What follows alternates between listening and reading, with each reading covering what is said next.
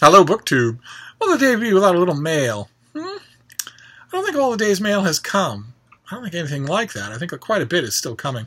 All that I've got is 3 packages here, and they're very skinny. Each one of them is skinny.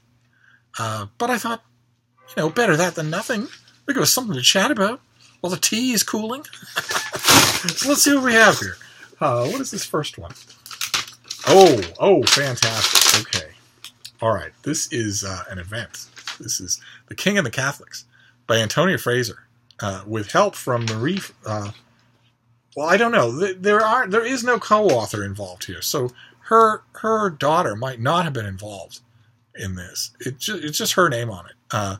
But it's her first history in a long time, probably over a decade. And she's the author of, among other things, Mary Queen of Scots, which is a great book. If you haven't read Mary Queen of Scots by Antonia Fraser, you should find it and read it. It's I don't ordinarily, put in a call for you to do that, but it will be at every yard sale that you go to. It will be at every used bookstore. It was an immensely popular book, had huge print runs. So you'll find a copy, and boy, oh boy, is it good. But she's fantastic. She's just terrific. I think she's an incredible historian. And she hasn't written a history in a long time. And this is the dramatic story of how Catholics in the United Kingdom won back their rights after 200 years of official discrimination. So it won't be for everybody. But I would read anything that she wrote. And this comes out in September, so we have a while. I'm going to hold off. I won't read it right away. I'll wait until the fall. So that was thin, but well worth it. Good. All right. So let's see. Maybe they'll all be like that. Maybe they're all skinny, but maybe they'll all be really good. Let's see what this next one is. Okay. All right. This is June. Yes, this is mid-June. This is a finished copy of something we've seen before. I actually have put off reading it because I know how painful it's going to be. I just haven't done it. And I should, because it's right around the corner. Well, I have the finished copy now, so I will. This is by Rosamund Young, The Secret Life of Cows, in finished copy. Which is... I know what it's going to be about. It's going to boil down to they are people. That they are people.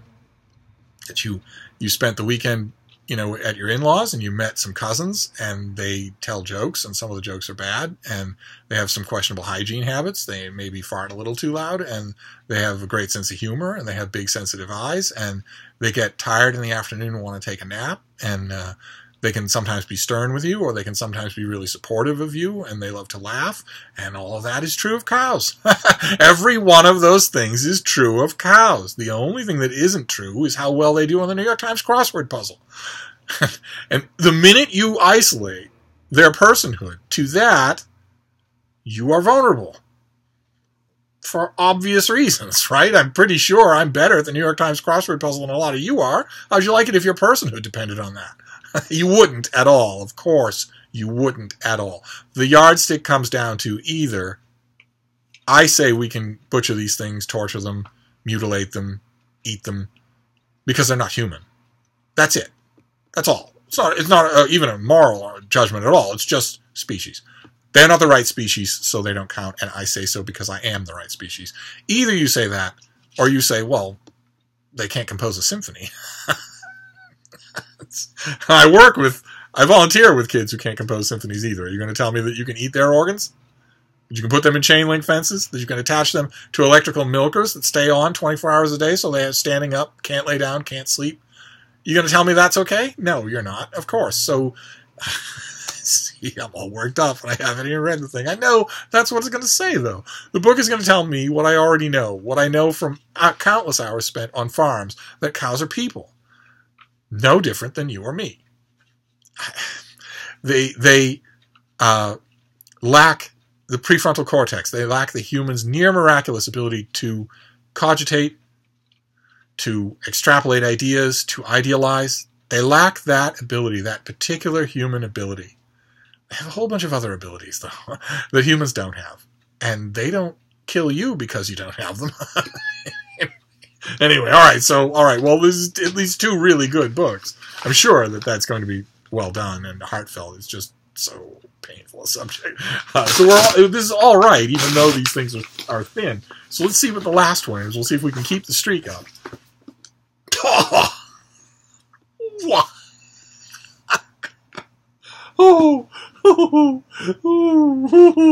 This is this keeps the streak up. Oh, do I have a pub sheet? No, I don't have anything. Okay. This is Linnea Hartsoiker. No idea how to pronounce that name. The Sea Queen. Look at that cover. Oh my. This is her sequel to The Half-Drowned King, which I praised on this channel. I don't think I praised it as much as I wanted to, but I praised it on this channel. Terrific, big, slightly old-fashioned Viking adventure novel was The Half-Drowned King. A big cast, ambitiously drawn characters, all of whom were three-dimensional. Just an amazing historical novel that I really wanted to see get more attention than it got. It drove me crazy that I seemed to be the only person who's noticing it. I'm sure I wasn't, because it has a sequel and she has a deal. But this is the sequel to The Half-Drowned King. How wonderful. Oh, boy. So what do we got here? The epic Viking saga that began in Half-Drowned King continues with this exhilarating tale filled with excitement, romantic adventure, political intrigue, violence, and rich history. 6 years after The Half-Drowned King, Ragnvald Eyvinsson is now king of Sogn, but fighting battles for King Harald keeps him away from home as he confronts treachery and navigates a political landscape that grows more dangerous the higher he rises. Ragnvald's sister, Svanhild, a fantastic character, has found the freedom and adventure she craves at the side of the rebel explorer, Solvi. Sorry, you Norwegian fuck. Solvi, let's just call him Solvi and forget attempting his last name. Though not without a cost. She longs for a home where her quiet son can grow strong and a place where she can put down roots, even as Solvi's ambition drives him back to Norway's battles again and keeps her divided from her brother. Oh, this just is going to continue the same thing. Oh, fantastic. Oh, my. All right, this comes out in August, and this is going to be tough to put away until August. Oh, boy. All right, well, this wasn't a bad mail haul at all, no matter how small it was. So we have The Sea Queen. If you have not read The Half-Drowned King, your library will have it. Your bookstore might have it in paperback by now. I hardly recommend it. If you like that sort of thing, you're going to love it. And then The King and the Catholics by the great Antonia Fraser. Tangly subject. I'm not sure that this will get a lot of critical attention. I will certainly review it. And The Secret Life of Cows by Rosamund Young, which is a wake-up call to me. It's right around the corner, so I really have to read it. And there you go. That was a slim but healthy mail haul. I'm going to wrap this up for now, but I'll see you soon. Thank you, BookTube.